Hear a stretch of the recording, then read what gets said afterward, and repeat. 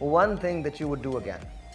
कोई ऐसी चीज जो incomplete रह गई है and you think कि तुमको दोबारा करनी चाहिए. You know, एक ही चीज incomplete रह गई है मेरी जिंदगी में and ये है कि मैंने शादी नहीं की. I didn't get married. And now that's it. उसके अलावा I wouldn't change a thing. जितने भी you know बहुत से highs थे, lows थे, adventures थे, down times, up times, जो भी है, लेकिन it's part of the journey and I wouldn't change a thing. एक बात मुझे बता, how is that even possible?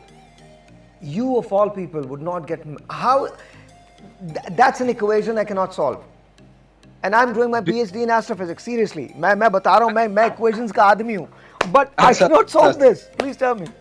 कैसे? I just I dodged it. I think I dodged it.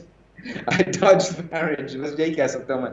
I was just enjoyed focusing on my work and dreams. Tell me if it's not too personal. Were you ever in love? No, I've never been in love. That's why I write love songs. That's the truth.